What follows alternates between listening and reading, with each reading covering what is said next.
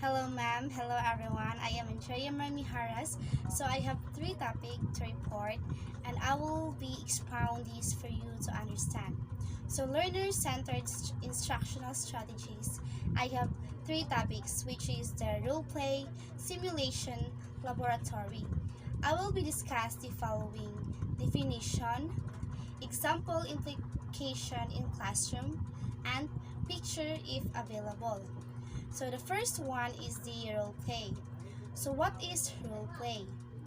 Role play is a discussion technique that makes possible to get maximum participation of a group through acting out an example of some problem or idea under discussion. It is also an educational techniques in which people spontaneously act out problems of human relations and analyze the entertainment with the help of other role players and observers. In a simple words, role play can be performed by individual students, in pairs or in groups, which can play out a more complex scenario, which means that it is more on teamwork, and we also experience that in our school. However, role play it is also an exercise to give students the opportunity to assume the role of a person or act out a given situation. It is really part of learner-centered instructional strategies for the reason that this is the best strategies that can help students to be more active and to have a confidence with themselves. It can provide students with the opportunity to take part in activities in their school. In fact, it is the best techniques that allow students to explore realistic situations by interacting with other people, and in that way they can boost their confidence to face a lot of people by performing their talents and skills that they have. So this is my example of role play. As you can see, they are grouped and have different character on what they act in the given scenario. So the implication of role play in classroom setting is to motivate and engage students. It can be effectively used in the classroom to engage and motivate them. Well, that is vital for all students to feel them that there are still teachers who help students to boost their self-confidence, to show their talents or skills. Motivate and engage are one of the best setting that classroom has. So the second one is the simulation. So what is simulation?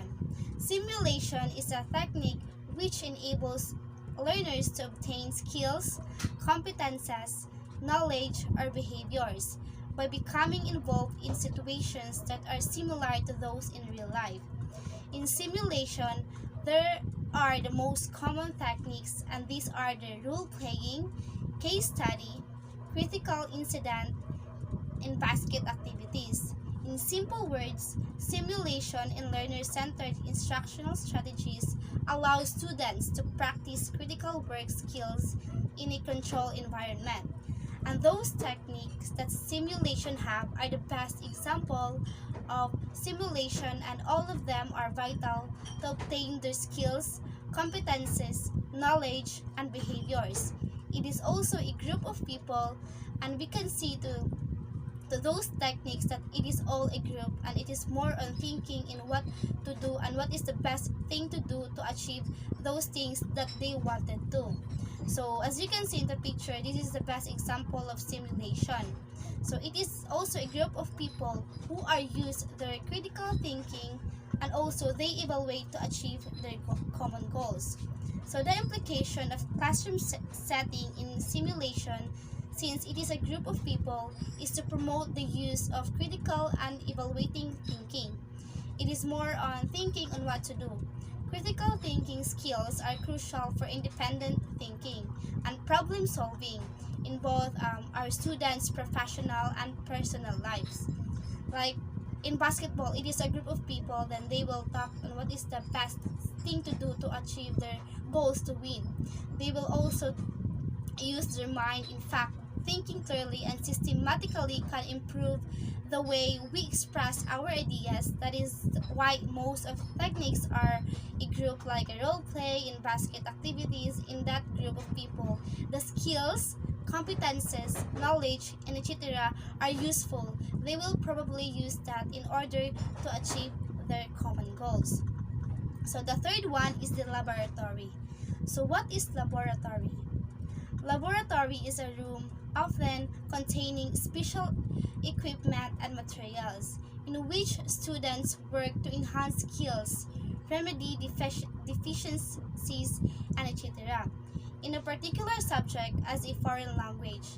It is also a place where theories, techniques, and methods, as in education or social studies, are tested, analyzed, demonstrated, and etc.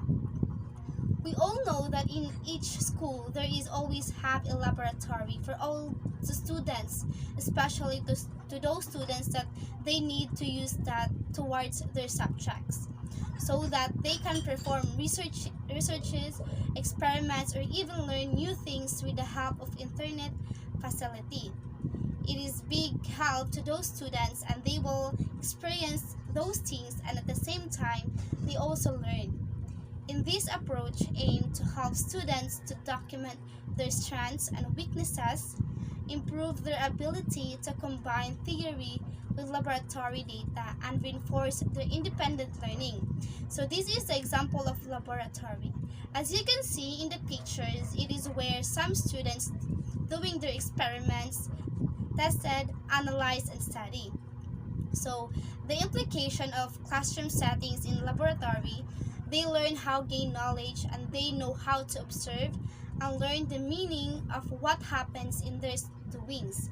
However, it has shown that students who engage in well-designed laboratory experiences develop problem solving and critical thinking skills, as well as gain exposure to reactions, materials, and equipment in a lab setting.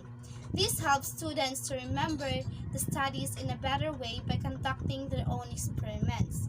It gives students first-hand experience and offers better opportunities for learning. A laboratory is not a contest whose object is to get the right answer, but the purpose is to learn how to gain knowledge, how to observe, and to learn the meaning of what happens. Thank you so much.